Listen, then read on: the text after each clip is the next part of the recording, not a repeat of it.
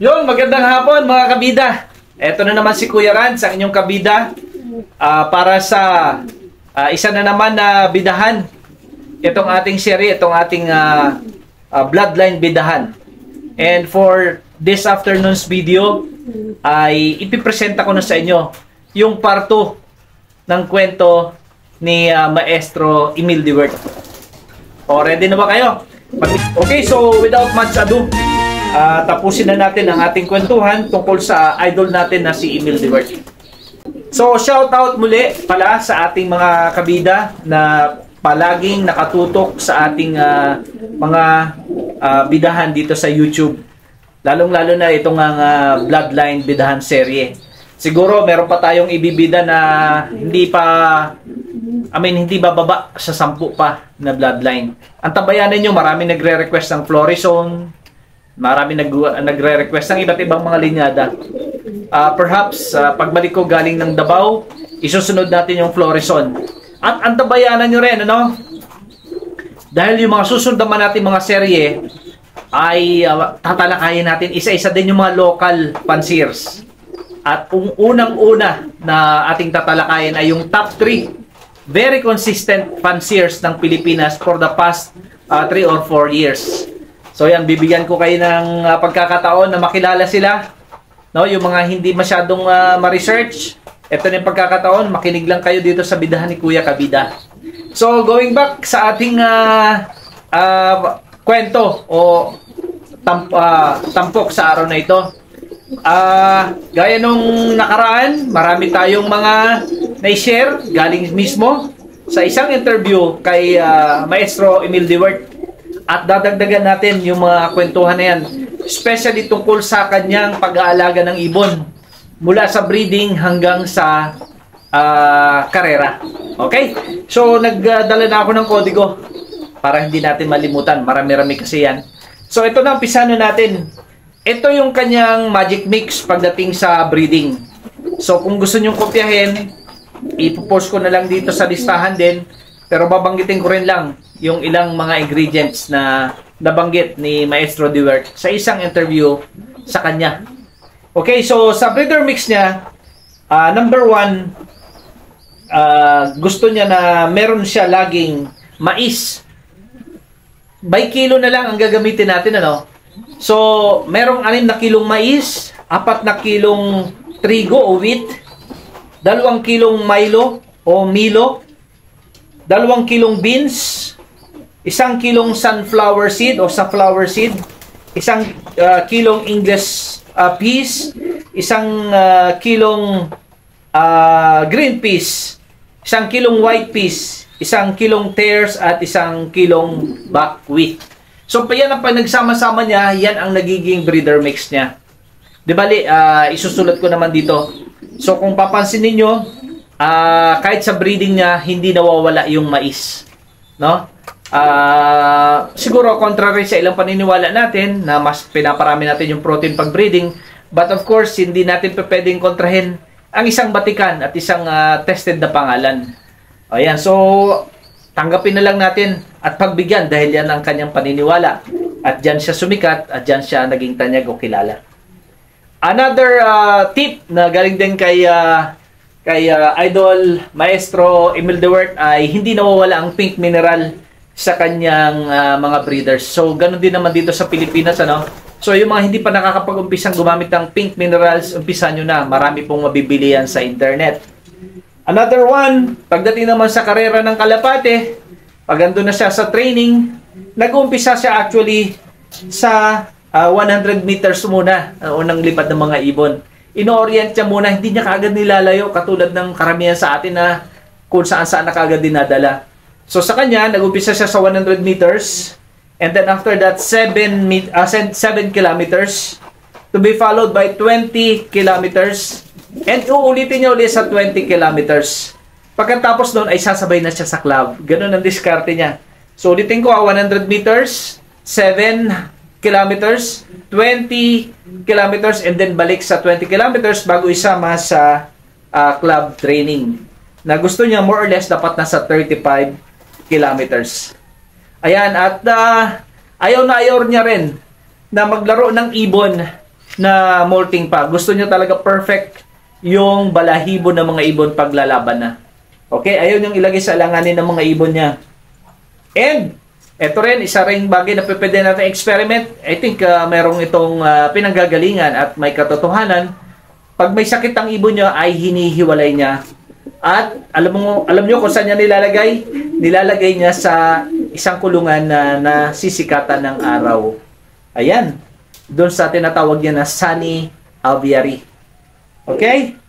And the last but not the least, pagdating sa kanyang bloodline combination na nagbigay sa kanya ng katanyagan, nabanggit niya na talagang ang breeding combo ng kanyang Charles Van der Est, yung nabanggit ko sa inyo dati, nasabi ko baka kadugtong pa ng Jansen, at yung kay Marcel Desmet, yung mga Stichelbaut na puro, yan yung kanyang pinagpapares.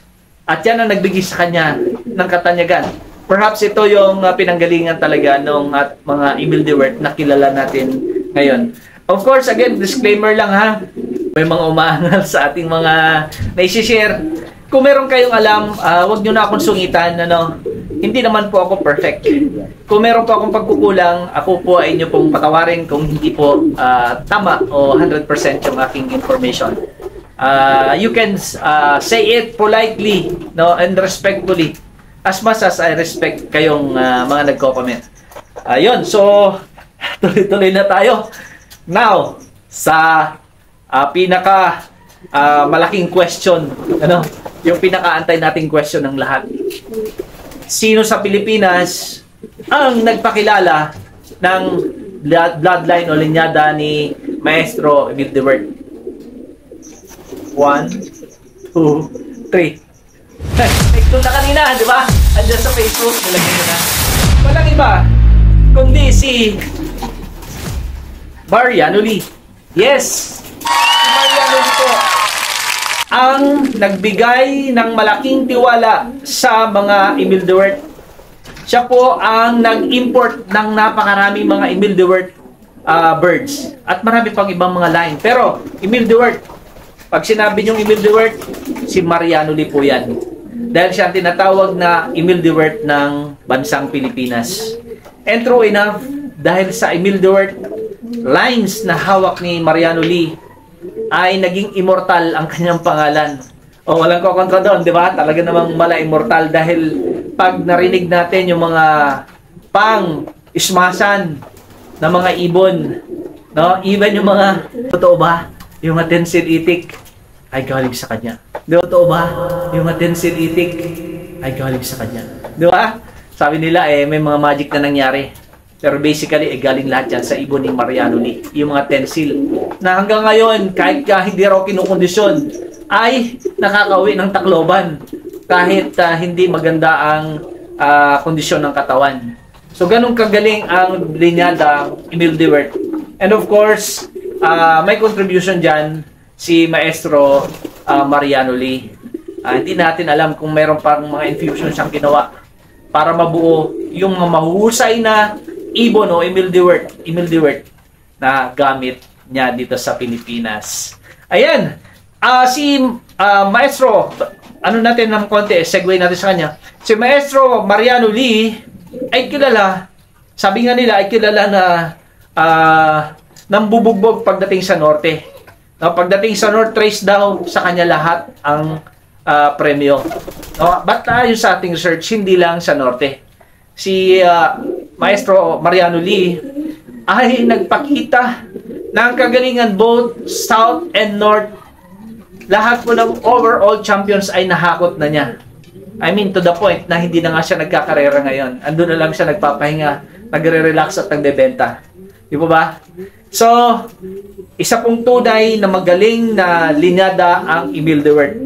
At isa si Mariano Lee sa napasikat ng linyadang ito. Sino pa? Sino pa ang kilala ninyo? Sige na, ako na. Ako na sasagot para hindi na kayo mahirapan pa. Si Tommy de Vera.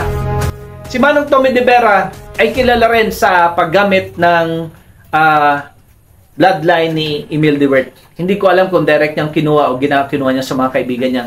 Pero ayon mismo sa pag-amin ni Maestro Tommy De Vera, si Garuda, yung kanyang pinakasikat na ibon, isa sa pinakasikat na ibon na hanggang ngayon ay sikat pa rin, ay galing sa bloodline ni Emile Dewert. Para lang sigurado yung aking basa. Milucci yung crosses niya. Pero Emile Dewert yung isang parent ni Garuda. Ayan. And unang salang pa lang, ayun na, lumabas kaagad. Isang 9th overall champion si Garuda nung ikinarera. At inulit pa. Inulit pa niya dahil hindi siya kontento. Hindi pa pasok sa standard niya. Nung inulit niya, doon nagpakilala si Garuda. Dahil si Garuda sa ikalawang karera niya, naging first overall champion na siya. Grabe, no? Kulit. Pero ang super galing talaga. And alam nyo ba, just a trivia, pagkatapos niyang manalo ng 9th overall champion, alam ko sa South, napakaganda ng pagkapanalo niya, ay hiniram siya ng pinakasikat na fancier sa buong Pilipinas. Hiniram si Garuda, Garuda mismo. Si Garuda ay hiniram mula kay Manong Tommy De Vera ng pinakasikat na fancier sa Pilipinas. Ayan, nagagalit na. Walang iba kundi si Maestro Reiso. Yes, you can check that fact. Totoo po yun. And binalik niya matapos yung kanyang breeding. Sabi nga naman ng Tommy De Vera, parang hindi nag-breeding si Garuda nung ibinalik ni Maestro Reiso. At yun na nga, inilaro niya pagkatapos ng breeding at nag-first overall champion na. Grabe. Lupit mo, Garuda. But of course, yan ay nakadugtong pa rin sa husay ng Emile Dewert line. Meron pa, isa pang siguro, hindi natin pwede kalimutan yung sikat na matagal ng Gaspar line, no? Napakakunat, napakatibay sa basa, sa smashan. Pag sinabing Gaspar line, yan po ay Emile Dewert. Ano pa ba? Siguro, it's just but proper na ipakilala ko sa inyo at ipakita bago ko tapusin ang ating pong bidahan sa kwentuhang Emile Dewert. Ayan. Ipapakita ko sa inyo yung ibon. Ito po ay 50K line ni Mariano Lee. 50K line. Both parents are 50K line direct from Idol. Sir Iking de la Cruz. Yeah. Kasi si Sir Iking mismo ang kumuha ng mga 50K line kay Emile Dewert line kay Mariano Lee. Siya po ang, kumbaga, para sa akin siya siguro yung pinakasikat na fancier ngayon na nakadugtong sa pangalan ni Mariano Lee dahil sumikat din si Iking de la Cruz gamit ang mga Mariano Lee lines. Particularly itong mga Emile Dewert. At ito lang po itong kakatapos lang na karera ng Alegre yung first season. Ang second overall champion po doon ay, kung di ako nagkakamali, ay halos puro na Iking de la Cruz, Mariano Lee, /Mariano Lee, o sabihin na natin ay Emile Dewert. Yes, second overall champion lang naman. Na-auction yun, kung di ako nagkakamali, kulang-kulang 100,000, pero binili rin ni Sir Iking de la Cruz. Inilagay niya sa kanyang loft, binalik niya para gawing breeder. Ganun po kahusay ang Emile Dewert line. I hope nasusundan niyo pa rin yung pattern na Emile Dewert, kinuha ni Mariano Lee. Si Mariano Lee, trusted niya si Iking de la Cruz. Si Iking de la Cruz ang naglalaro kasi ngayon, nilalaro niya mga ibon o linyada ni Mariano Lee. Ayan, and dito even sa La Union, kailan lang yung huling pakarera natin at yung masunod pang karera, ay namayagpag dito ang mga Emile Dewert line o yung mga Iking de la Cruz line. Meron ako isang kaibigan, shoutout Sir Alan Naceron.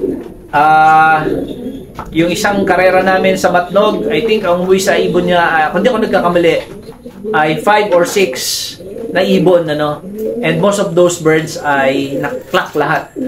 At siya ang nakakuha ng isa sa pinakamaraming panalo sa karera na yun. That's approximately 600 kilometers. At nang binitaw mga ibon ay umuulan.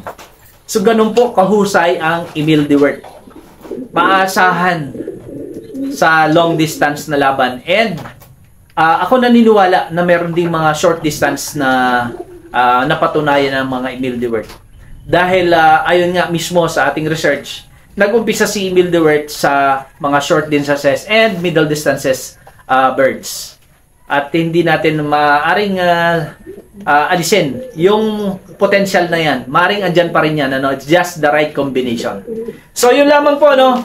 Maraming salamat mga kabida sa inyong patuloy na pagtutok. Na-appreciate ko po ang inyong suporta. Every time na nag-hit natin yung 1,000 views, ako po ay natutuwa. Hindi ko kailangan po ng 10,000 views. Pero kung ibibigay nyo sa akin, ako po ay pusang magpapasalamat. Yung 1,000 views po ninyo ay 1,000 na tiwala at 1,000 suporta. So maraming salamat po. Sa ulitin, after ng biyahe ko ng Davao, ako po ay babalik dito sa loob upang tayo magkwentuhan. So force muna tayo this coming Sunday. Thank you Ako very po much. ay kailangan mag-ersisyo. Your kindness is like warm sunshine. Sport na marathon. Maraming salamat dahil kayo ang dapat kong pasalamatan. Dahil para sa akin, kayo ang tunay na bida.